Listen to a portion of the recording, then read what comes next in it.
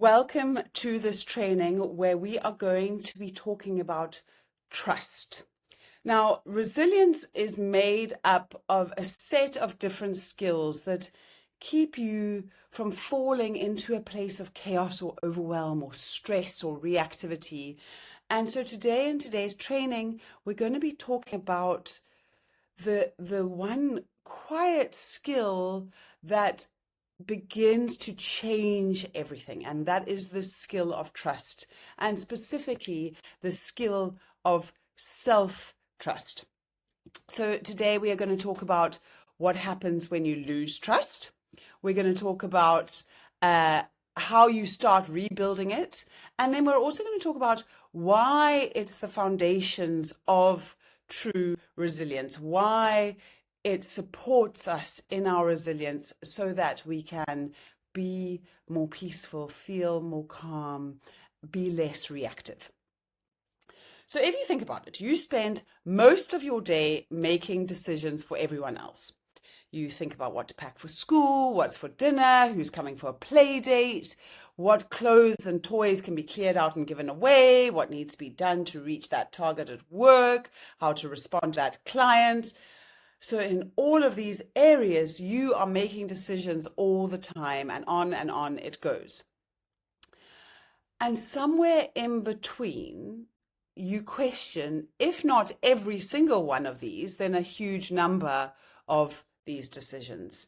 And it might not be consciously, but there are these thoughts going around. Maybe you're thinking, ooh, did I reply too bluntly to that message? Or should I have handled that differently? Or, maybe, am I doing enough? Am I working hard enough? Am I being gentle enough?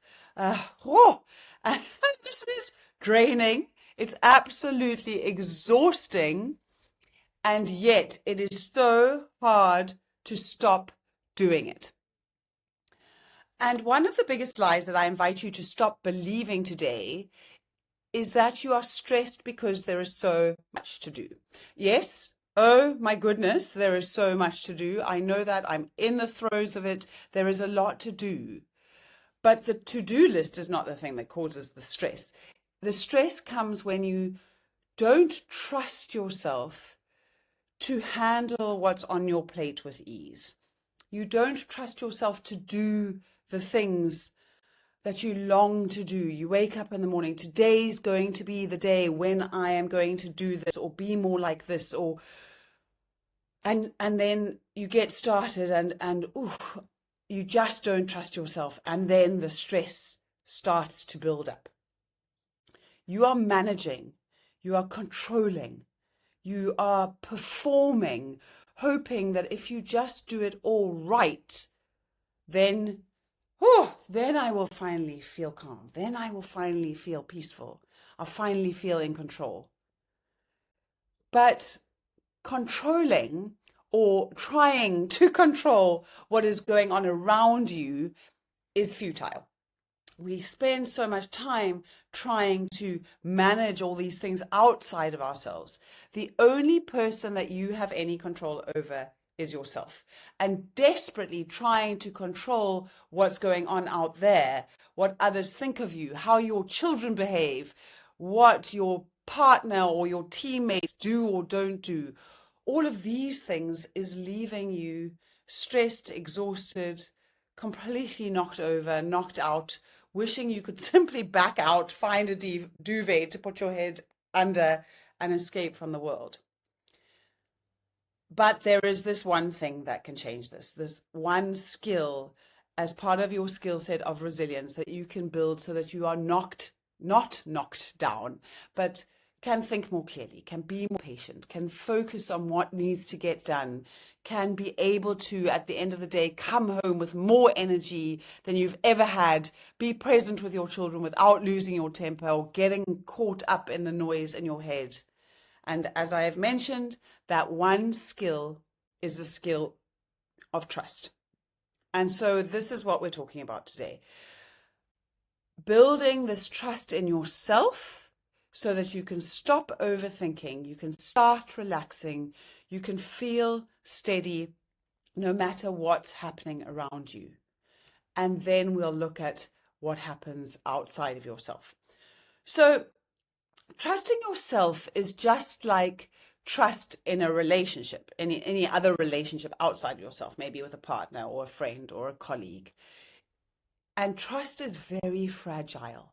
It's dynamic, it changes, and it's built through repeated interactions. So if you think about it like this, if you think about it outside of yourself for now, if you had a friend who constantly dismissed your feelings, ignored your boundaries, broke promises, would you trust someone like that? Probably not.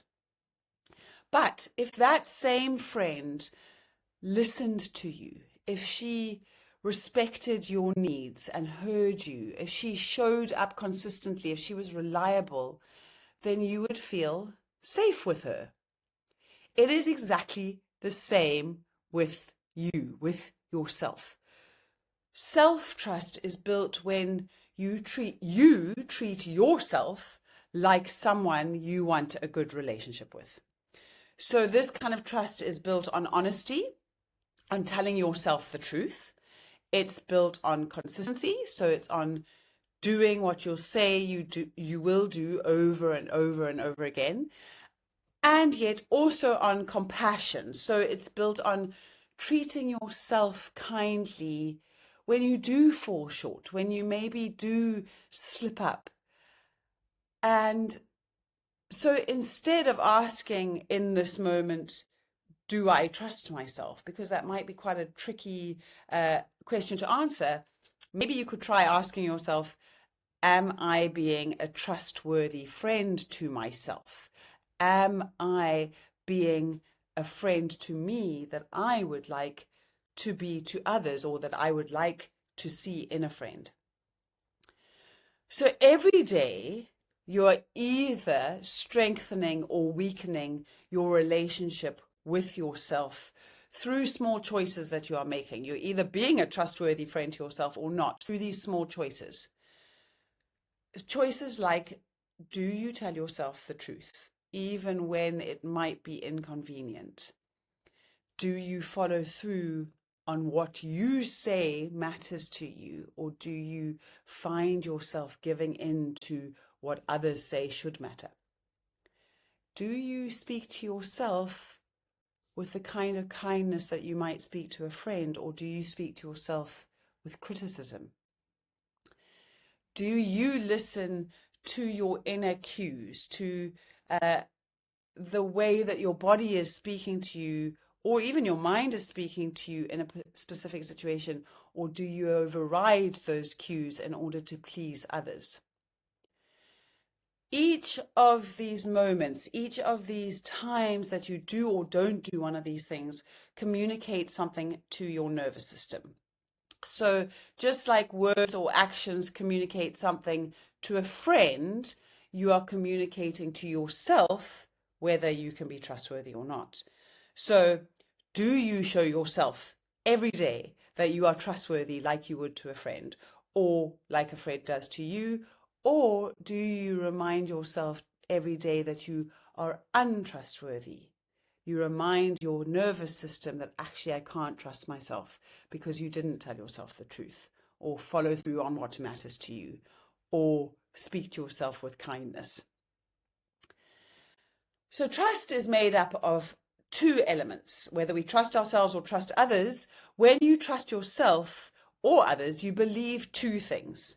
You believe that your or their character is good, that their intentions, that your intentions are kind and true, that you have integrity. And then you believe that your competence, your capability is solid, that you can handle what comes at you, that you can stand firm and steady and hold whatever is coming your way.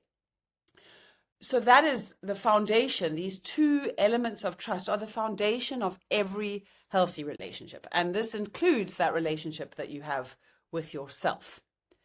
But the difficulty with self-trust is that we don't necessarily know that we don't trust ourselves. So most women I work with who don't realize that their stress and their exhaustion and their constant striving are actually symptoms of distrust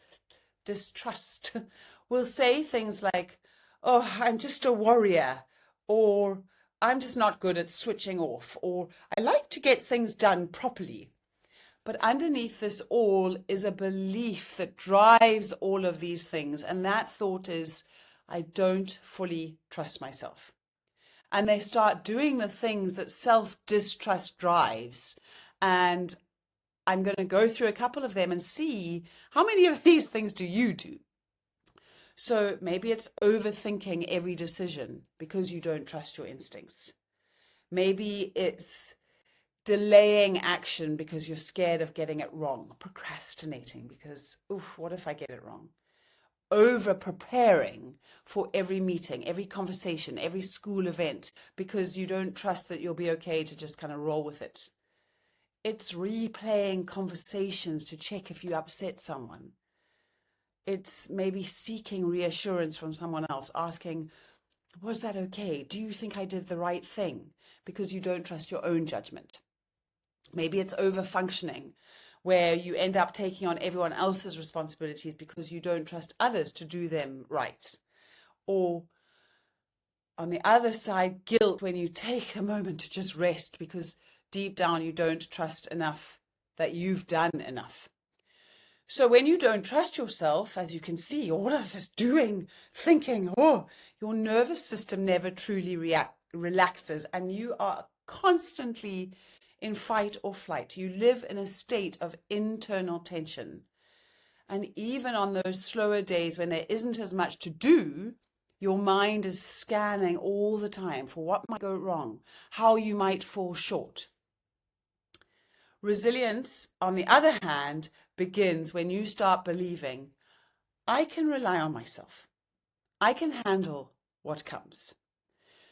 And when you start believing this, then your nervous system is able to let you know that you are safe, that you can relax a little bit. Your decisions get so much lighter because you're more certain about them. You stop reacting from a place of fear. You start having the ability to respond from a place of certainty, a place of steadfastness. And oh, what a wonderful place to spend your life living out of, that kind of more confident, certain place. And that's what we're building here. It's not just confidence, it's trust. Because confidence is situational. Trust, though, is unconditional. Confidence says, I can do this. Yeah, I can do this. But when you trust yourself, you're saying, even if I can't do this yet, I will figure it out. I will get there. And that is the kind of capacity that makes you more resilient when challenges come your way. But before you can build this trust, it's good to know where distrust comes from. So inside my coaching program, Resilient, we talk about and get to know very well the three voices that quietly erode your self-trust, that break it down. And these are the voices of shame, scarcity, and comparison. Brené Brown has done a lot of research on this. Go and look her up. She's got some amazing work around shame, scarcity, and comparison. But we notice these three breaking down that self-trust. Shame says you're not enough. So you've got to try to prove yourself by doing more, doing. Scarcity says you don't know enough or you're not clever enough. So you overthink, you over-prepare, you never feel ready. Comparison, we know so well, says, well, she's doing it better than me. So you forget about your value and you strive to be more like those who seem to have it all sorted, seem to have it all so much more together. So when one of these voices or all of these voices take over, then your nervous system shifts into protective mode because it's recognizing a threat of some sort. And in that protective mode, you start living from fear. In that fight or flight instead of from that place of trust. And that's where you fall into that place of exhaustion and then eventually into burnout, because physiologically you are always ready to fight or flight. So if you've been there lately, if you recognize any of those things we talked about earlier, if you've been over-functioning or doubting or feeling guilty for taking some rest, there is nothing wrong with you. You just don't trust yourself. And the great news is that trust is a skill that can be developed. Trust is something that you can build with others and with yourself. So I want to share with you a simple model that I teach inside Resilient that my clients use to help them develop that skill. And this is called the Triangle Trust Protocol, or the Trust Triangle Protocol. And it explains the 3 areas of trust that keep you steady, keep you calm, keep you confident. So if you imagine a triangle, 3 sides, each one of those sides represents a kind of trust that you need to feel steady and resilient. And we've talked about the first side of that triangle, which is this base of the triangle of trusting yourself, which is where we have to start. Because if that foundation is wobbly or cracked in some way, then the other sides of the triangle will not be able to hold. So this side of the triangle is about learning to be safe in your own hands. It's learning, I've got myself, I've got this. As I say, it's not the same as confidence. So confidence is about outcomes. I have confidence that I will do that this will happen.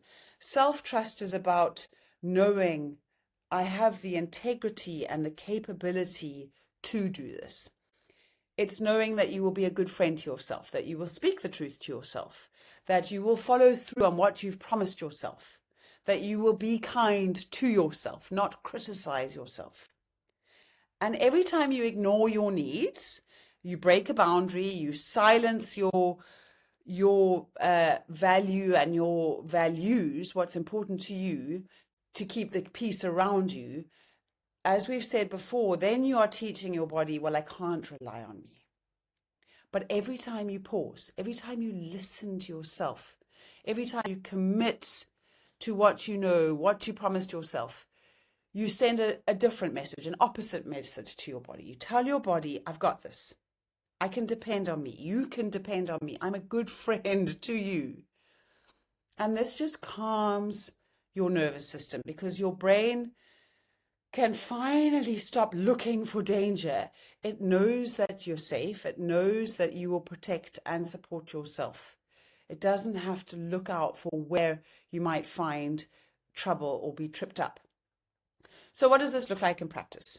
And these things might sound to you, the capacity to do these things, like something in a far off land that you will never get to. But these are the things that you do when you trust yourself. These are the things that I see my clients do when they've built self-trust.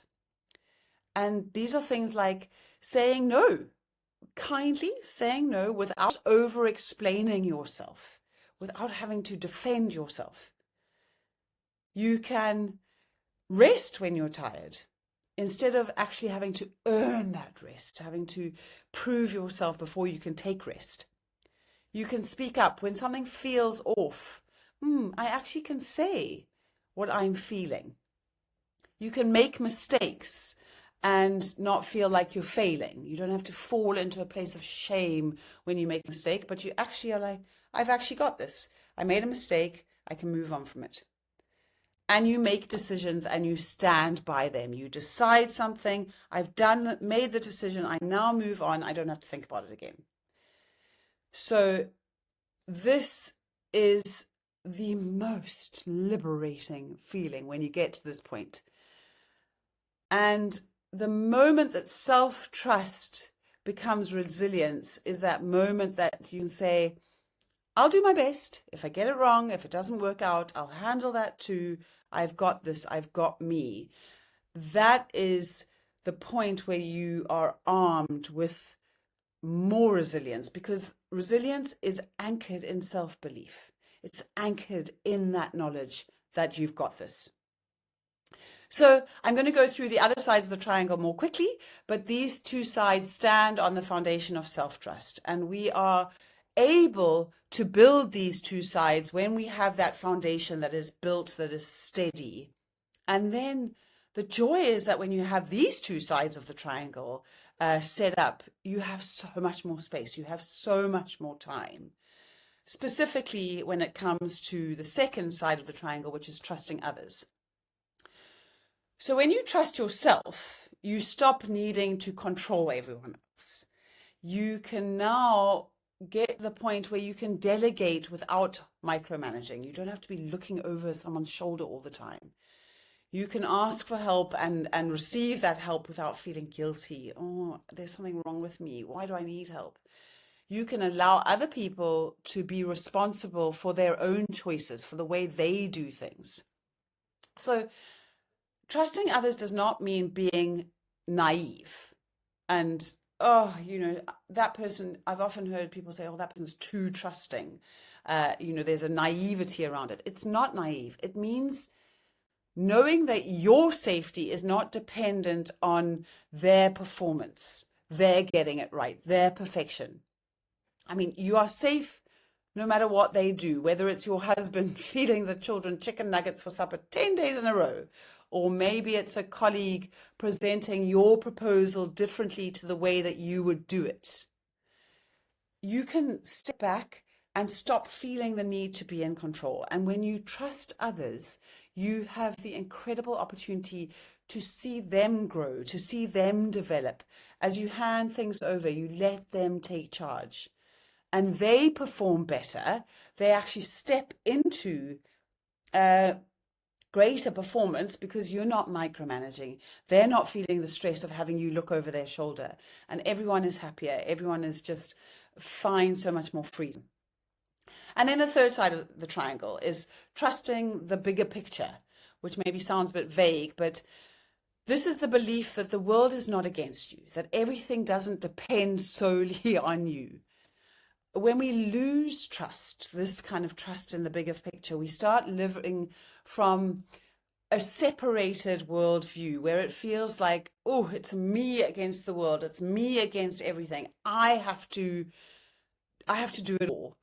In this worldview, as I say, it feels like you have to manage everything. It all falls to you. Every decision that you are holding feels heavy.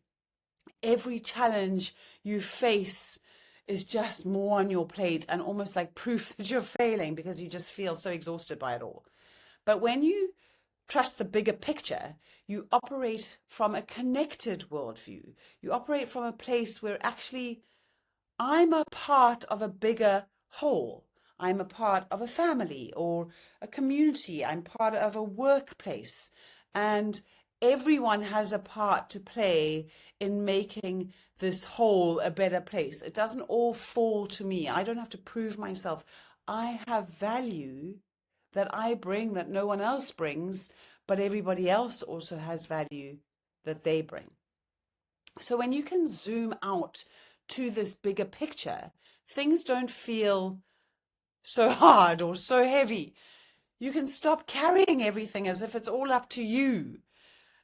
You realize that the challenges that you face are surmountable because you can depend on other people. You can work together.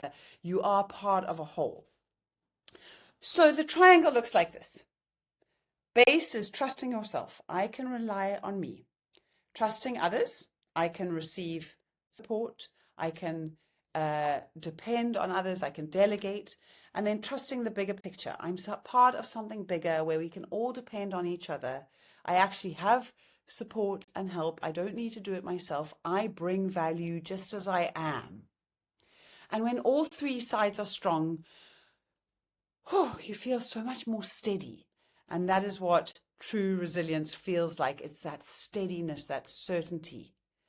And when you can trust yourself, then you have one of the fundamental foundations of resilience.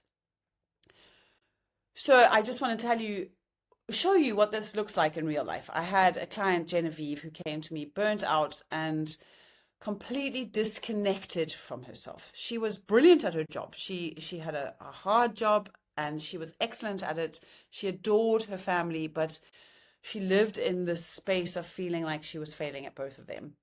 and she was racing around. She was doing it all. She didn't have enough time in her day to get everything done. She was exhausted. Every day she kind of had this, she fell into that trap of overthinking. Did I say the wrong thing? Should I have done more? Why can't I just get it together? She had this constant noise. And when we unpacked it, we found that it wasn't a time problem we had, but it was a trust problem. She didn't trust herself to do enough or to make good decisions. She couldn't keep on top of everything that needed to get done. And so she started small. She began noticing moments where she did trust herself. She noticed in conversations she had, in boundaries she was able to keep, that there were moments where she did trust herself. And she started to really appreciate those. And then she made one small promise to herself every day. She started off with, I'm going to close my laptop at 6 and then it's done. And then she built it up with, I'm going to take 5 minutes before I respond to this email, or something that she had a bit of a WhatsApp. And as she started making these small promises and sticking to them, things started to shift. She found herself able to sleep so much better. She didn't have that chaos going on in her head all the time. She got feedback from work that she was calmer and easier to work with. She got feedback at home. Her children said she laughed more. They had so much more fun with her. And what was so interesting was that her workload did not change, but her internal world shifted from that place of chaos and turmoil and just conflict to a place of peace. And this changed that external world. And that's what happens when you rebuild trust. You don't have to control everything outside you. And the peace that you feel inside you will leak out into the world around you, so that it is more peaceful, it is more calm, it is more joyful. So yes, here are a couple of ways that you can start building trust today. Keep one small promise to yourself. Start small, so that you can let your mind, your body know, I can rely on me. Maybe it's closing the laptop. Maybe it is not eating that snack at the end of the day. Whatever it is, one small promise to yourself each day, and then you can build on it. And then speak kindly to yourself. Your inner voice sets the tone for your nervous system. So replace thoughts like, I should have done that better, with perhaps something like, I'm learning to do this differently. So notice your thoughts and see, when you speak criticism to yourself, could you replace it with something that's kinder? And I really would love to offer you a simple way to start strengthening your trust. I've created a free tool called the Self-Trust Tracker. And you can download this tracker. If you don't already have a copy of it, download it in the notes that are accompanying this training.